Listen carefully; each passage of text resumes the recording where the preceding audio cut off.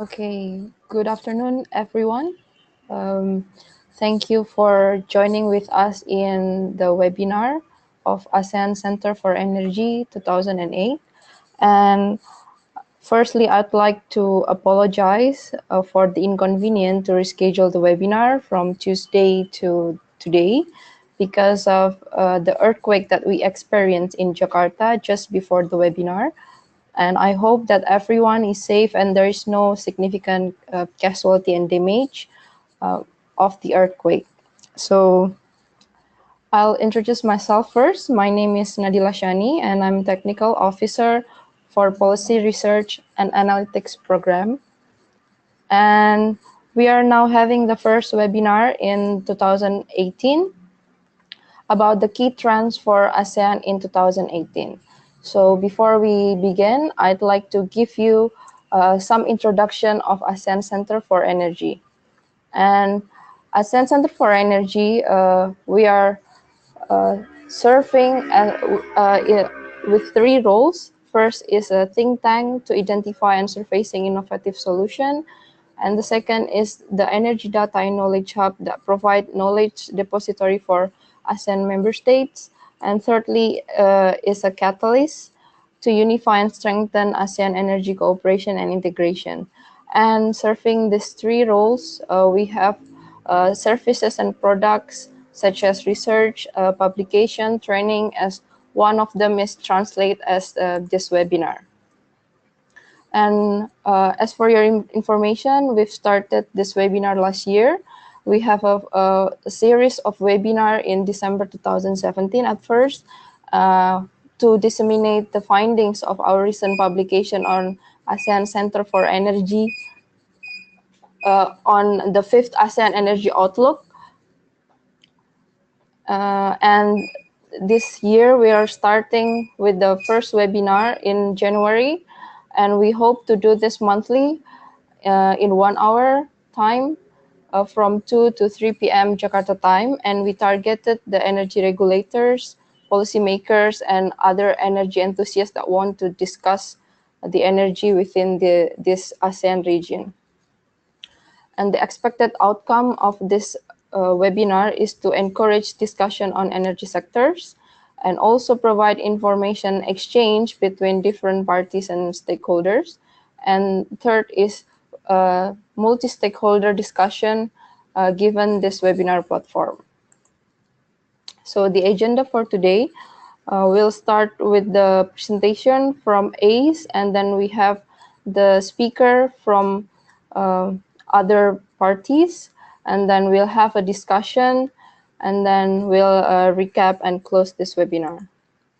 And for today, we are delighted to have two speakers and two panelists.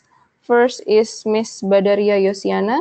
She is a manager in ASEAN German Energy Program in ASEAN Center for Energy. And her recent work includes the study on levelized cost of electricity for RE technologies in ASEAN and ASEAN RE policies. And today she will discuss with us about the ASEAN Energy Trend 2018. And the second speaker, we have Mr. Thomas Leonard. He is a country manager from the NVGL for energy and renewables in Thailand and Indonesia. He is specializing in renewable energy, renewable power generation, and also advisory services to electricity industry stakeholders. And today, Mr. Thomas will talk about key energy trend in 2018, perspective from the NVGL Energy Transition Outlook. And as for panelists, we have Mr. Florian Kitt. He is energy specialist from ASEAN Development Bank. And prior to this, he worked for the International Energy Agency and the World Bank in the Asia Pacific region. And the last is we have also panelists from the NVGL, Professor Ben Eric Bakken. He is senior principal scientist in energy transition program in the NVGL, and his current work explores the interfaces within and between the green energy transition and he is also expert in designing models of complex systems and using them for interactive simulation. So without a further ado, I'd like to invite Miss Yosi to deliver her presentation. The time and floor is yours. Thank you very much, Shani, for having me, and happy belated New Year's to all of us, even though it's already in 25th January.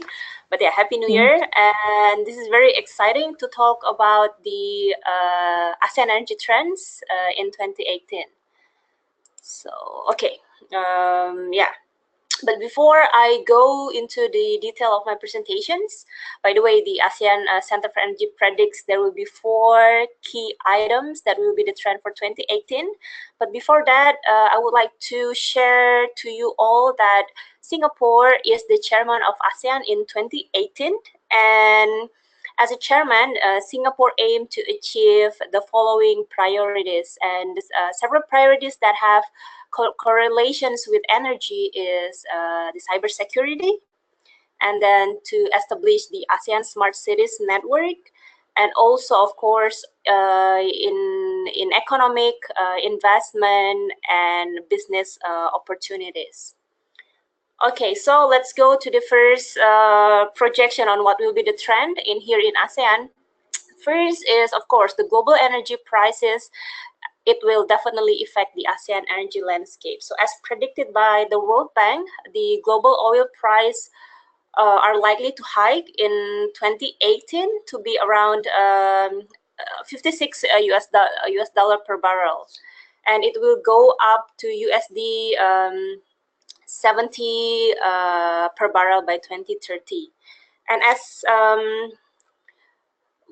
ASEAN Centre for Energy published the 5th ASEAN Energy Outlook last year, and we projected that in business as usual scenarios, the fossil fuel dependency, and especially in oil here in the regions, will still be increasing. And even though under the advancing policy scenarios where the ASEAN member states do give more efforts in terms of clean energy initiatives, still the dominance of the fossil fuel energy will be quite significant. And currently, the ASEAN, in their total primary energy supply, around 85% are still contributed by fossil fuel. And of course, the price, the global oil price, it will also affect the electricity price. And yeah, we predict that the dynamic of electricity price will continue to occur.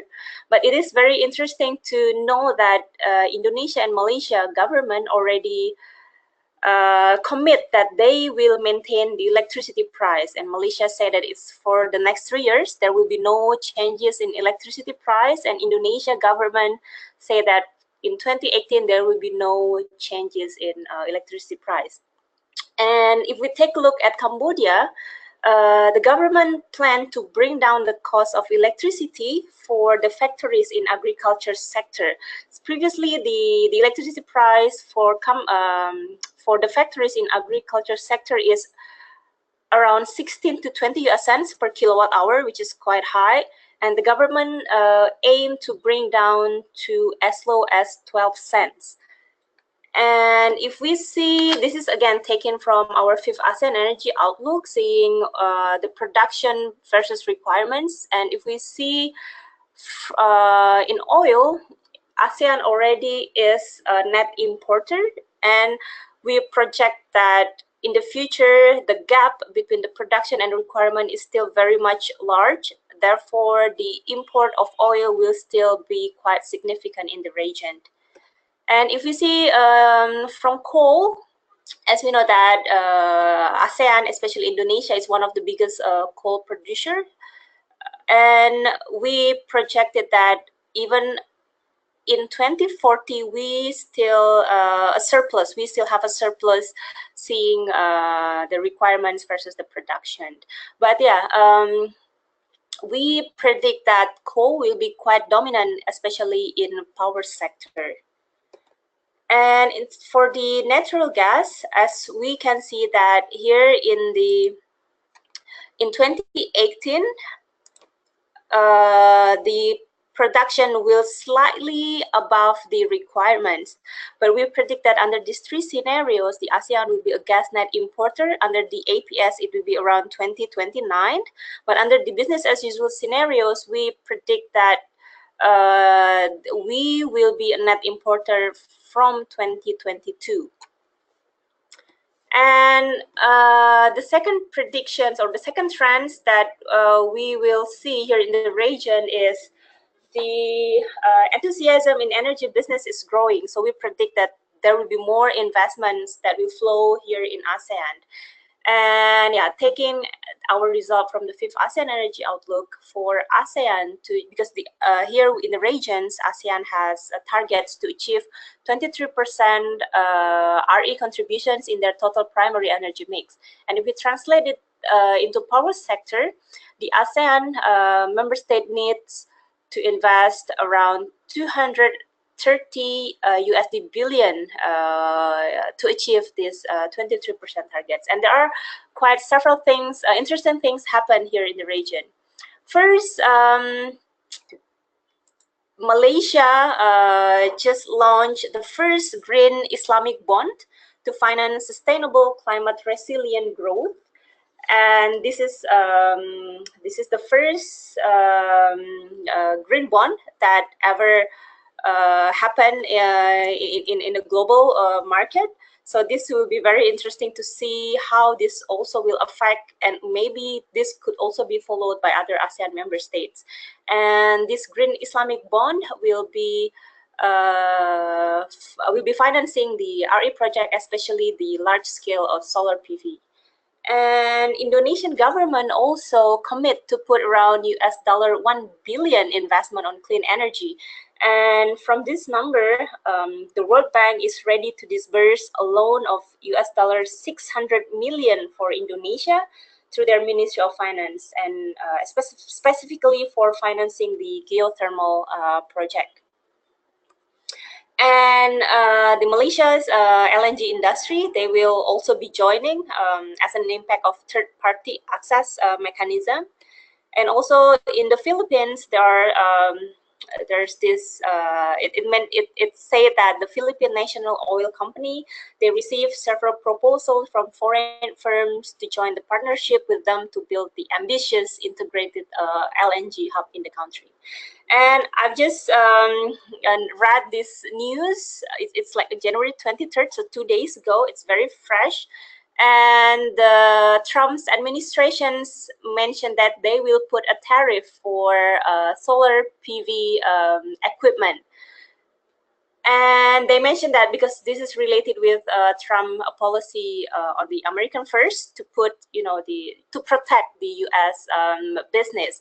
But interesting enough, if we see the component of the U.S. Solar PV market, around 80% of that are imported panels. And it is very interesting to learn that actually only 8% coming from China. And the biggest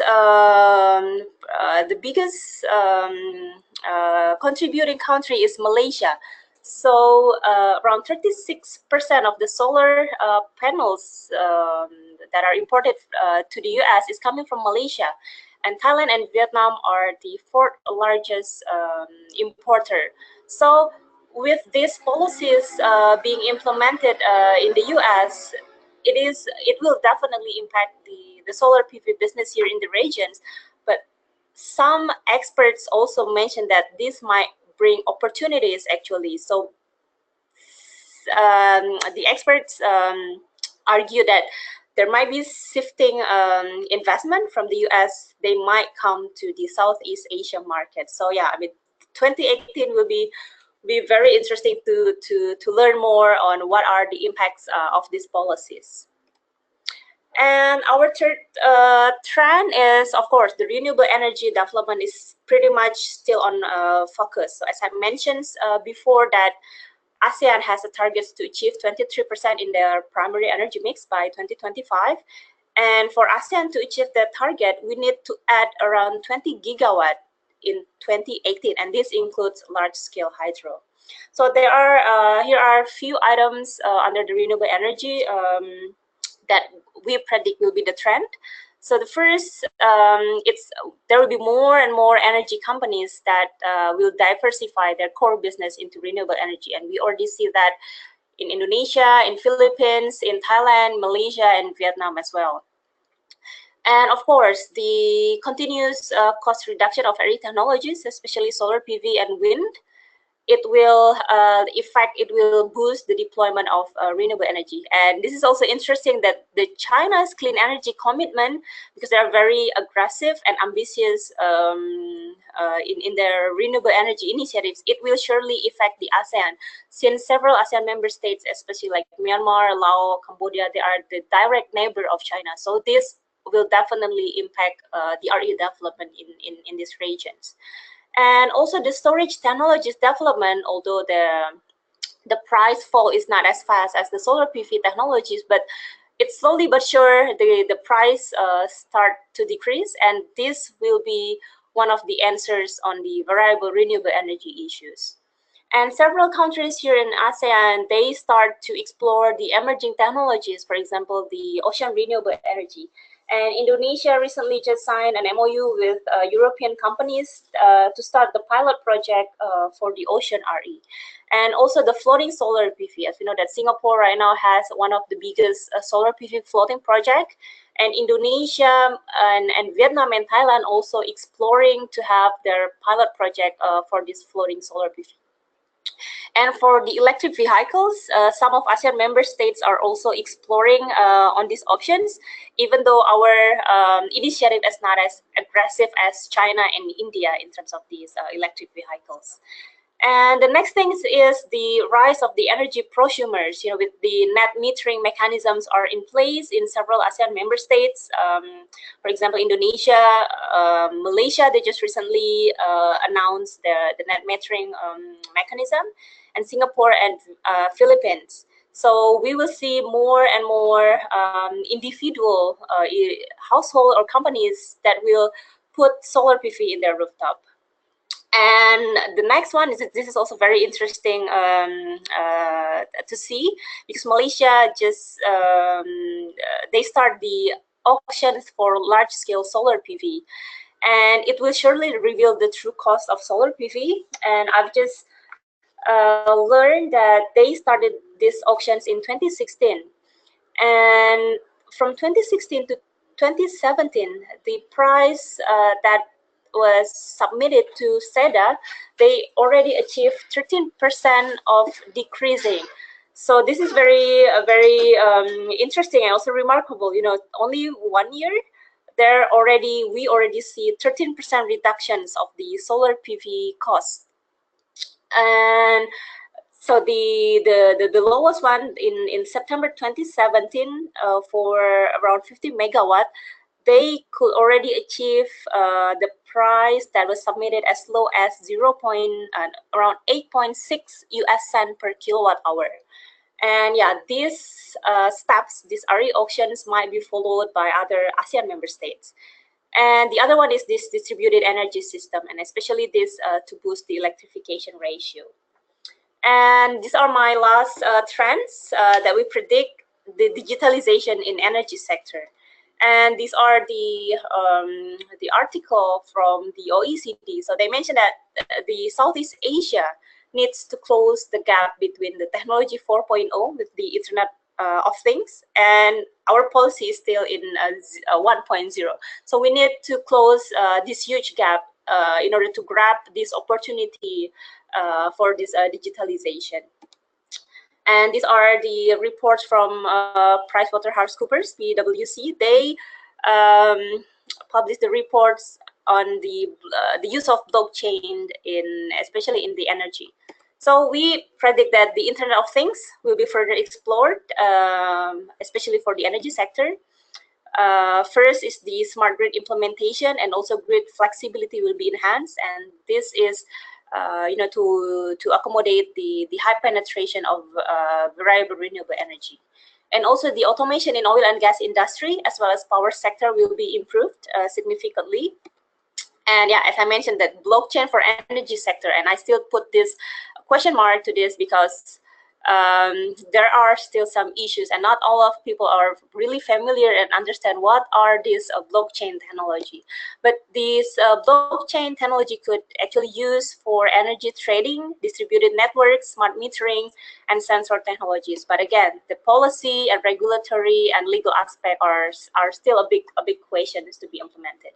And I think that already 10 minutes. And yeah, these are some of the example from the PwC report, how the blockchain will transform the energy market structures. And here are some of the pilot project using the blockchain they use in BrooklynGrid project. And here are some of the key players in this blockchain in energy sectors. And yeah, that will be all. That will be my presentations. Back to you, Shani. Thank you. Okay, thank you, Ms. Yossi, for a very interesting highlight on what might happen in ASEAN, especially on energy in 2018. So I'd like to secondly invite Mr. Thomas Leonard to give some perspective from the NVGL about what might happen in 2018 for ASEAN. So without further ado, Mr. Thomas, the time is yours.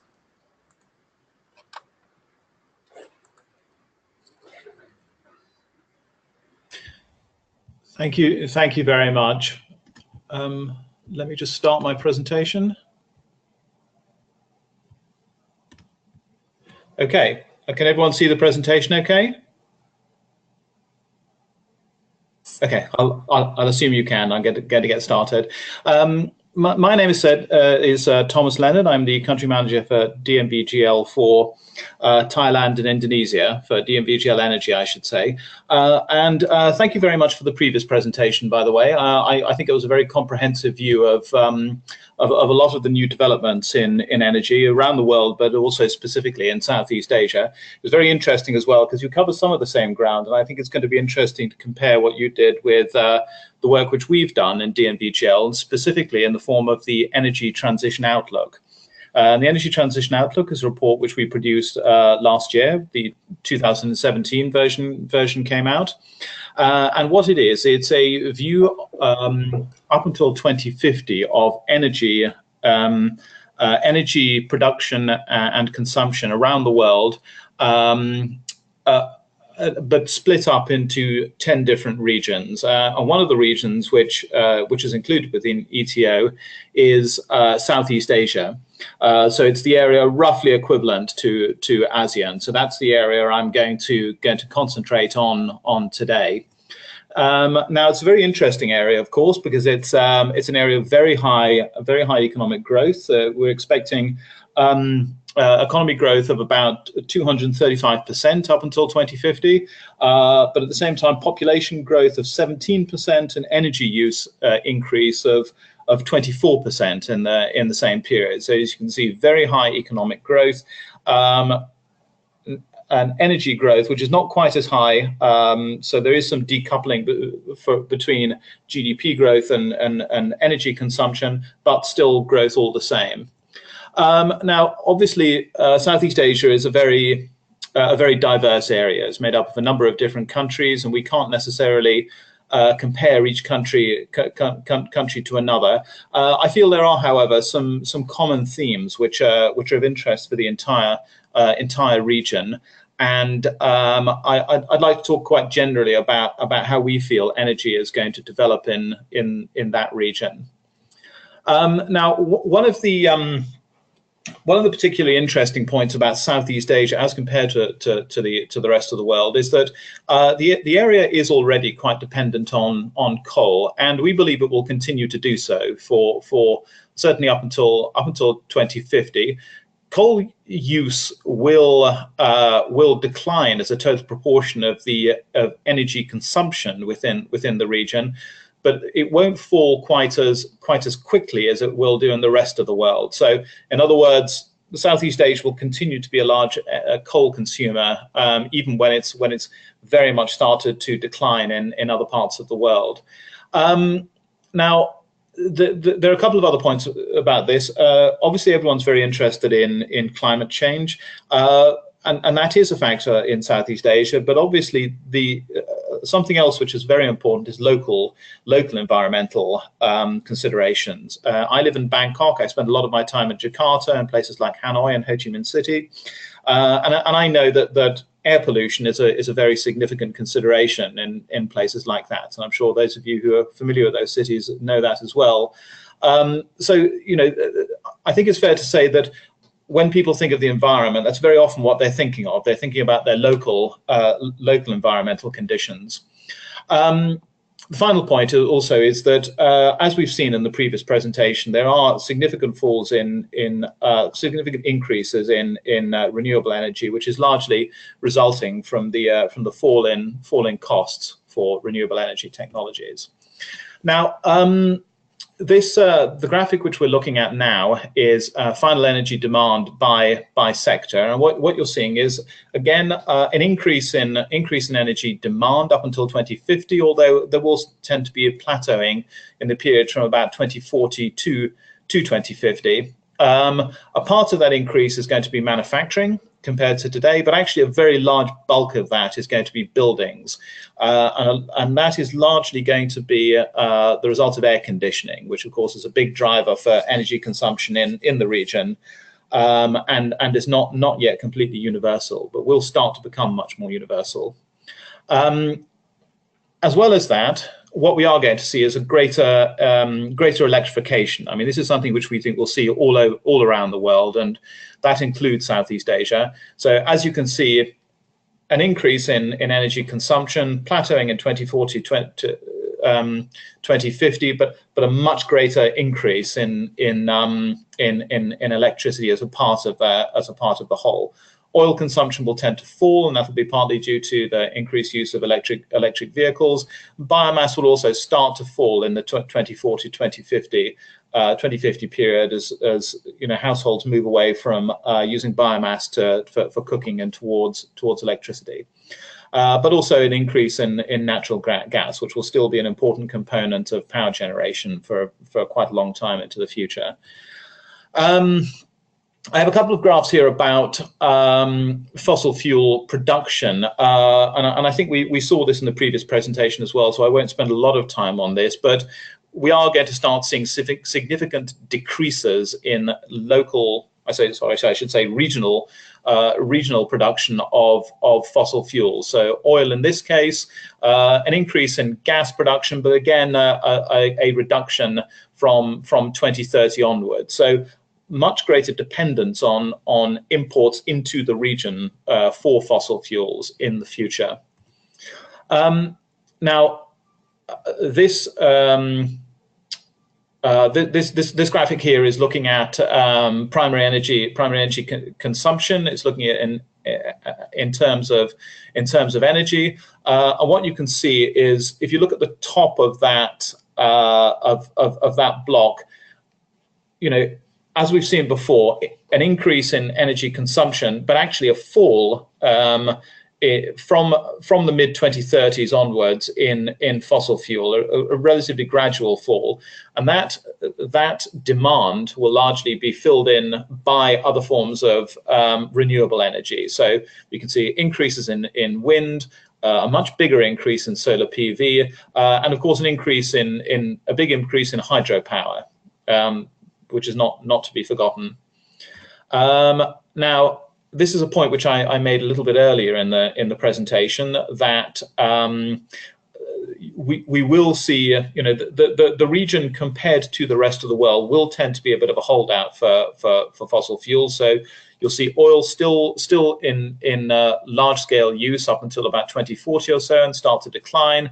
Coal will have started declining in the 2020s, but gas is actually going to stay a pretty major source of energy up until about 2040, and then slowly starting to decline. And as we saw before, production is going to be falling more drastically than that. So greater tendency to import these fossil fuels into the region. Now, the next graphic is purely about electricity. So we've been talking generally about energy. This graphic is about electricity, and it's in terms of energy. And what you can see there is a very large block of block of renewables at the top of the graphic. So a very large block of solar PV, and then two blocks, one of which are offshore wind and onshore wind.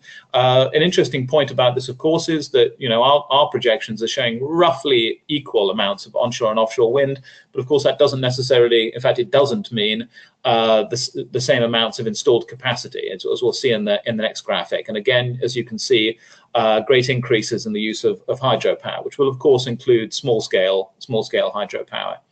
Now that graphic is energy, but this graphic makes it look even more extreme, because here we're looking at installed capacity, and of course wind and solar will tend to have much lower utilization rates, or low utilization rates, than fossil fuels. So in fact, in terms of the total installed capacity, is a very, very large increase in the amount of solar PV. And that may seem remarkable, but of course the point behind these projections is that the cost of PV is going to continue to fall. The cost of very small scale PV is going to continue to fall, and we will see a point where PV will become a logical and reasonable solution, even at a residential level. And that's a situation that, even without subsidies, and that's a situation that when you get to that point, it's very hard for governments necessarily to control the amount of solar which is coming onto the system, because they can't throttle the demand for solar just by reducing subsidies when you get to the point where you can buy it without subsidies. I have one slide here about electric vehicles, and I don't have a lot of slides about this, just the one, but it is an important point. I mentioned earlier in the presentation about about local pollution in cities, and a large amount of that comes from vehicles, from cars, and especially from motor scooters, which are very common and particularly polluting, and are a particularly interesting target for transferring over to electric vehicles. Having said that, our projection is that in fact Southeast Asia will tend to lag somewhat from the rest of the world. You're going to see a great big uptake in electric vehicles in the 2020s and 2030s, but actually it's going to be the mid-2030s before Southeast Asia sees a very large uptake in electric vehicles. This is my final slide. And what this is showing, it takes a little bit of explaining, but it's showing all 10 of the regions which we looked at, and it's ranking them according to certain different criteria. So, for example, Southeast Asia is the 4th most populous. You can see that from this point here. And it will be also in 2050, and also in terms of its GDP, it's not going to change in ranking. But a couple of interesting points I'd like to point out: it's going to go up in coal share, up in oil share, up in gas share. So in other words, as I've been saying, it will still be a big holdout for renewable, but at the for fossil fuels. But at the same time, it's going to go up in wind share and up in PV share. So whilst it will still be one of the major fossil fuel consumers, it will also be a big consumer of renewable energy. At the same time, we can see emissions per person falling, so that tends to indicate more greater efficiency, and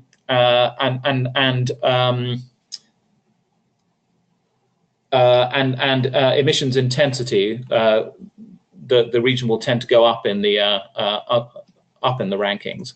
That was my final slide. If any of you are interested in downloading the Energy Transition Outlook, it's freely available from this link over here, or please contact me or my colleagues for more information.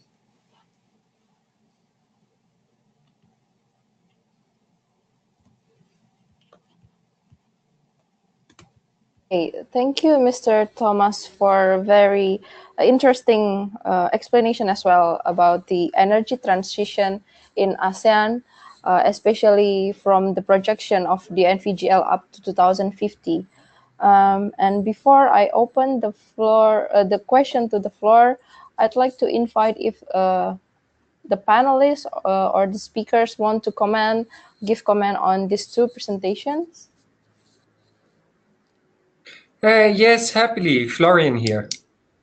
Yes, Mr. Florian. Hello, everybody. My name is Florian Kidd. I'm energy specialist at the ADB. Some of you might know me from my previous role at the IEA as program manager for Southeast Asia. Thanks for the invitation and very happy to comment. I make it quick so we have a bit of time for discussion. I think focusing on 2018, I would also agree with the first speaker. We will see probably rather leveling of the oil and gas prices at around 60 to 70 US dollars, depending on US production. That I think will lead to a slight increase in exploration investments. So you see, but not big. So I think we'll stay probably around the 2016 levels rather than the lower 2017 levels. I would hope to see and expect to see a bit more investments in gas infrastructure as well as in the refining side. On coal, I think we're looking at a rather stable outlook in 2018 as we won't see many changes around the world. I mean, coal continues to grow, but I think the production levels will remain the same. Most interesting, I think, what everybody's looking at currently also in the two presentations is the power sector and obviously the transition towards renewables. I think 2018 will be key in deciding where the region goes. We will, I think, see more cuts in the plant coal capacity. We will see cuts in overall plant capacity as the electricity demand growth has not been matching projections. So I think there we will see changes, especially in Indonesia. I would like to add that I think we will not just see additions in solar, in floating solar in, I think Malaysia, Singapore was mentioned, but 200 megawatts will be at least started in Indonesia with Masta. Also, Cambodia has a floating solar project.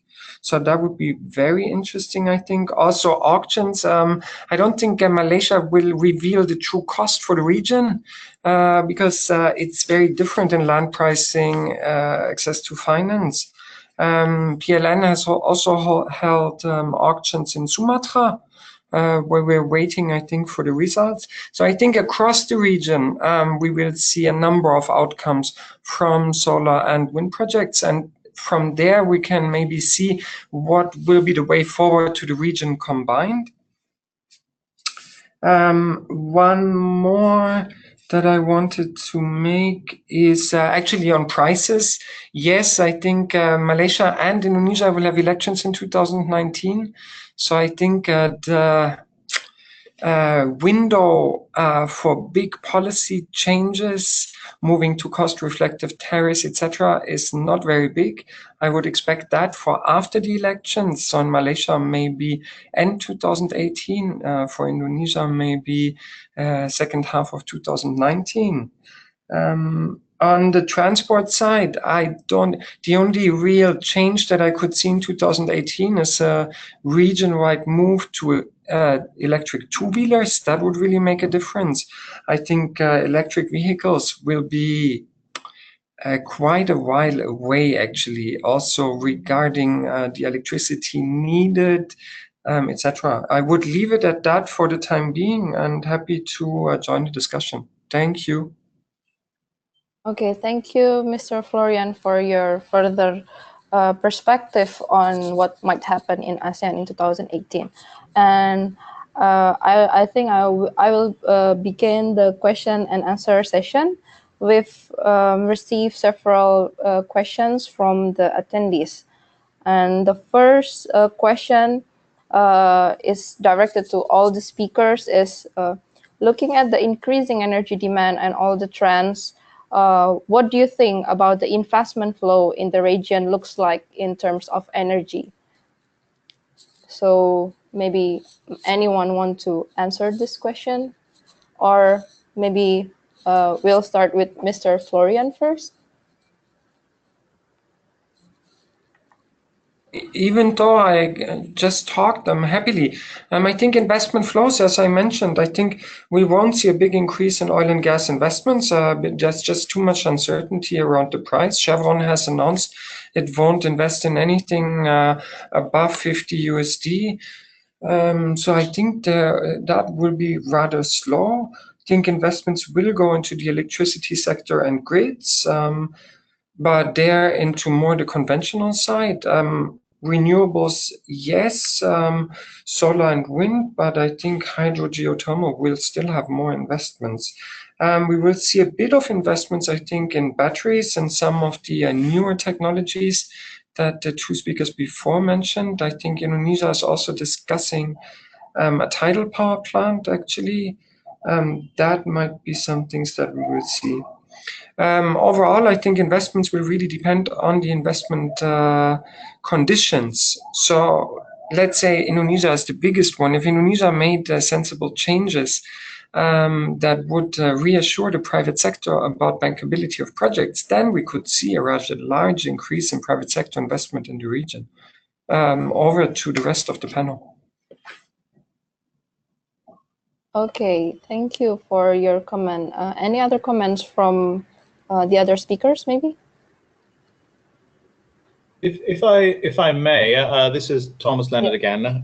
I would like to respond to that. I think a lot of Florian's comments I agree with, in as much as I'm familiar with the industries he's talking about.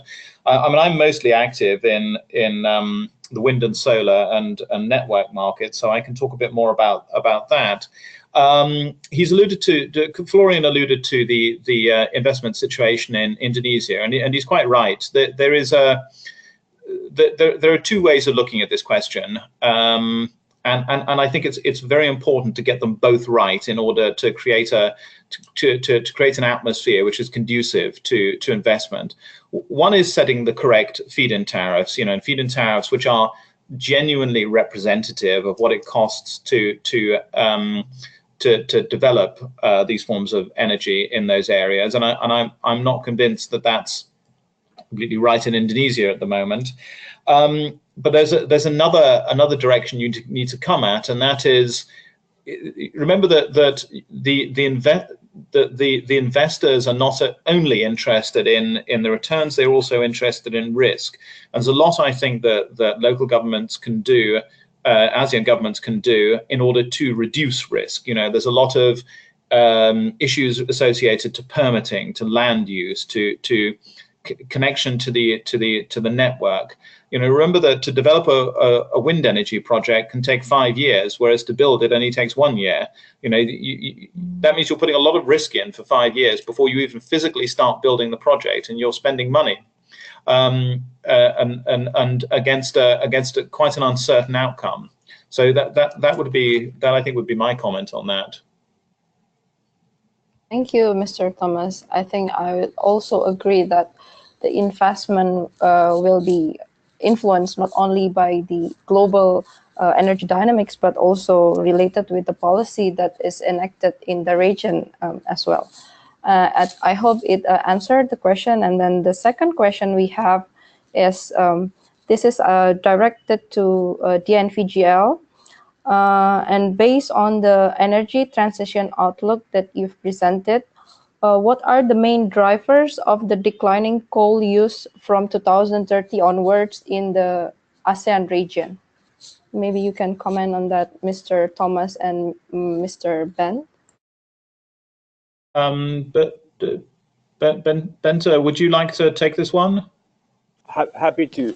So our forecast is based on the future relative costs of various electricity providers, and we see that the decline in wind and solar will continue, and so those will take care of most of the growing electricity demand.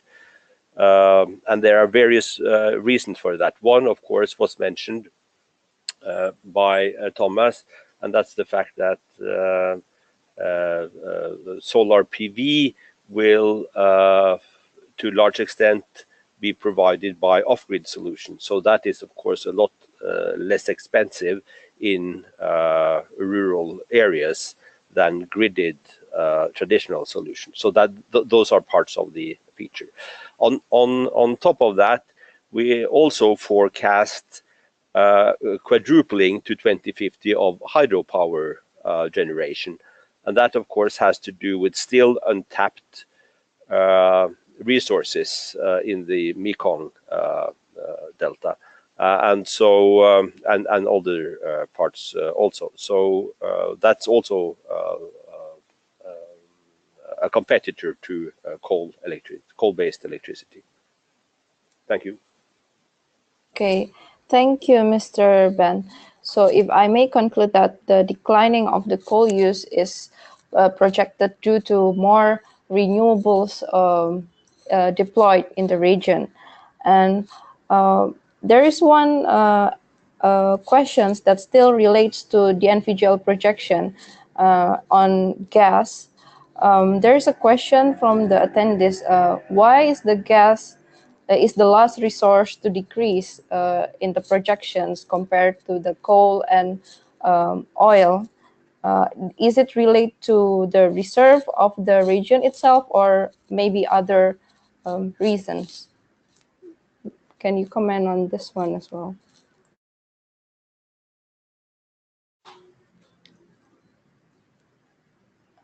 Sorry, Mr. Ben?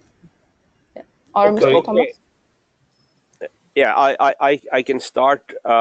So again, this is a cost issue. So we find that a large fraction of the gas, of course, will be used by gas-based electrical power plants, and so they remain cost competitive for a longer time than the coal-based ones do. And on top of that, you have the whole regulatory issue that we foresee will favor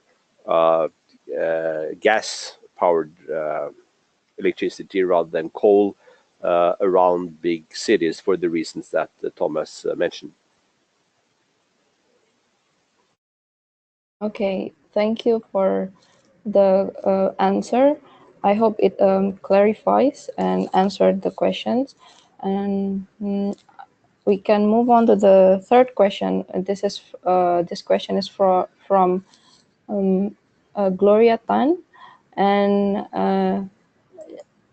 he or she is asking that is there a microgrid market for ASEAN predicted in 2018, especially for Indonesia, Philippines, India, or China? Maybe all the speakers who want to comment on this. Is there any microgrid market, or will this market grow in ASEAN in 2018? Yeah, Shani, if I may first comment on that. Sure, Miss Yossi. Yeah, so yeah, as I mentioned previously, that distributed energy will be also one of the trend that will happen in the region, and especially with the aggressive efforts from several countries to boost their electrification ratio. And yeah, as questioned, yes, Indonesia, Malaysia, Cambodia, and Myanmar government, they are somehow still struggling to fulfill the electricity access to its people. So yes, the microgrid market will be there, but I'm really not sure how big is it. But I don't know. But definitely yes, because Indonesian government has targets, to fulfill 100% electrification in the next 5 years. So definitely connecting to the national grid will be impossible because Indonesia and also Philippines has so many islands. And yes, microgrid is one of the solutions for that. Thank you. Maybe other speakers or panelists want to comment as well on this. If I may, oh sorry, can I go very quickly, Bent, and I'll let you go next. Yes. Yes. I would say that there is there is clearly a need for microgrid solutions. That is absolutely obvious. You know, Indonesia is a country of what, 7,000 inhabited islands. All of the people on those islands want electricity, and some of the islands are not very big, don't have very big populations. So, you know, that's by definition a number of microgrids. But the question of, is there a market for it? You know, will investors, will developers come in and develop these microgrids? It's not obvious why they would do that right now. The prices being offered by PLN to supply electricity in these areas are not very conducive in many cases.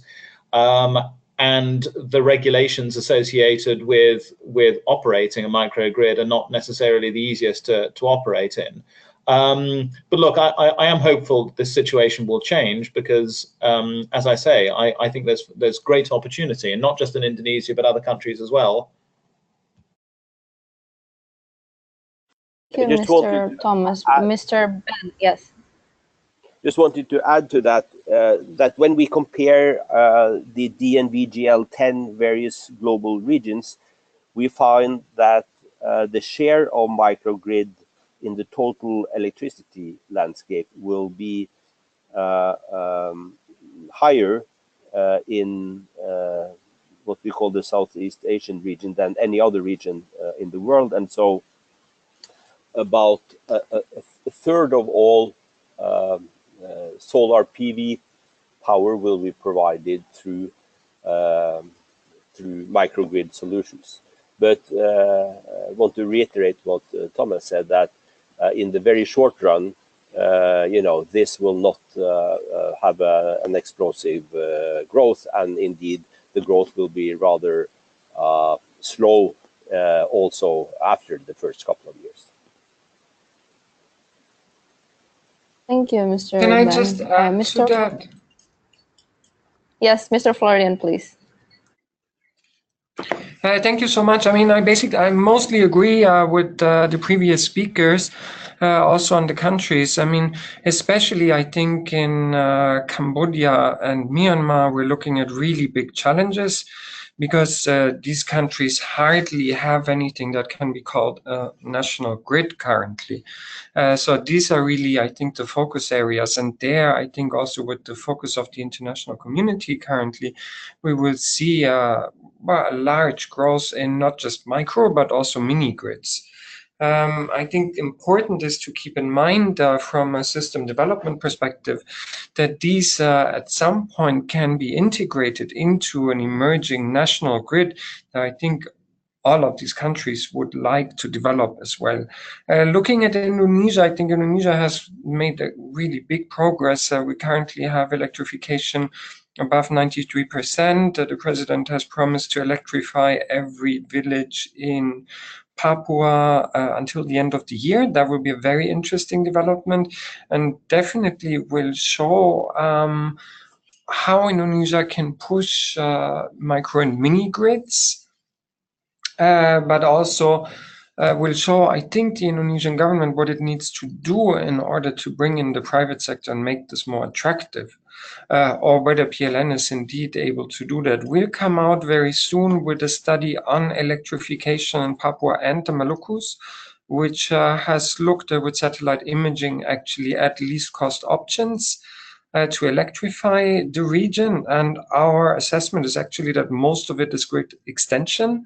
But obviously, as I think Ben as well as Thomas mentioned, some islands, etc., far-flung places, the only possibility, as well as in Laos, in the mountains, Thailand, Myanmar, etc., is just simply off-grid micro solutions. But I think that's the case for a lot of harder to get to areas.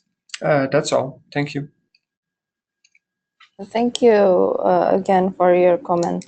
And if I may conclude again that in the microgrid, there is certainly a need for ASEAN to explore these areas, since a lot of ASEAN region are still unelectrified, and But market-wise, is it still questionable how this microgrid market can develop further in ASEAN, because it will really depends again on the policies. And I think we still have time for one more question, and there's a very interesting question from the NVGL presentation, as well as Mr. Florian comments that this ASEAN region will be the late adopter for electrical vehicle. And the question is this impacted by the technology transfer or also influenced by the other socio-economic factor? Maybe Mr. Ben want to comment on this? Bent Bakken here. I'll be happy to start. In our view, it actually is related to the previous discussion and the rates of electrification. And so we see a huge growth in vehicle fleet in the region over the next 32 years. And also in more rural areas. And there, as we have discussed, electrification rates are low. So the disadvantage of electric vehicles is to a large extent depending on the recharging infrastructure, and that will be more problematic in Southeast Asia, ASEAN countries, than in most of the rest of the world. So that is the main base for our later adoption in this region than in other regions. May I? Yes, sir, please. Thank you. I would split that question, actually. I think one, I would see or would hope, I mean, not in 2018, obviously, because the time frame, we only have like 11 months left. I think where Southeast Asia will be, where the increase in electric vehicles will be faster, depending also on changing regulations in Indonesia, would be two-wheelers. And that is something that I would hope governments will push more. Because there it would really make sense, and it could lead to a really faster turnover of the currently fossil fuel run transport towards electricity. Also, the two-wheelers wouldn't need that much electricity. I think we modeled that in 2015 for Jakarta. In order to replace all two-wheelers in Jakarta with electric ones, that would take about 280 megawatt coal-fired power plants, which would actually lead to a positive change in emissions. So from that, I could go to my second point, because I'm a bit doubtful about electric vehicles currently on the car side or four-wheeler side. It's a question of where the electricity comes from. So it would also be a question, is the net effect actually positive on the CO2 side? B, where's the infrastructure to fill up your car? What would that do to electricity peaks? How much could renewables actually then add to the electricity needed? Because solar is not available when actually I want to recharge my car, which is probably at night when I'm home. So I see a couple of challenges in the electric vehicle area. I think we will see changes on government policies, pilot programs, which is good and important. But on a more widespread, I think also the technology would have to change quite a bit for people to actually change to a car that they trust, to bring them back and forth, let's say, to Sumatra and back. So that's currently my thinking there, and that requires, again, grid investments, etc., etc. And thinking about countries like Cambodia, Myanmar, where we don't even have good infrastructure, how do they going to implement electric cars? So I think there are a couple of other questions. The excitement is high. Let's see how the power sector evolves to actually get there. Thank you. Thank you, Mr. Florian, for your very comprehensive comment. I think that we can conclude that the electric vehicles are still questionable, especially in this region, and I think that ASEAN can make a more domesticated approach while adopting these technologies, like what Mr. Florian said, that it should be prioritizing what are the needs of the region, especially from the electricity. And I think that would be the last question for this webinar, because I think we already reached our time.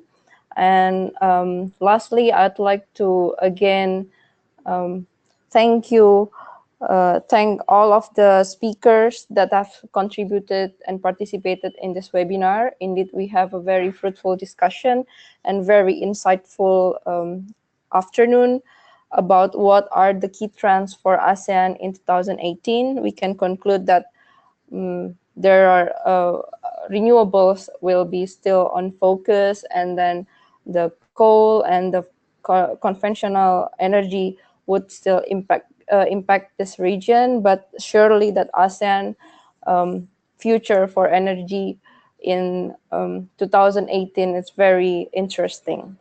So I'd like to thank everyone again for joining this webinar. And for the last time, I'd like to remind all of you that the next webinar will be held in February. So we hope to see you again in February. Thank you, everyone.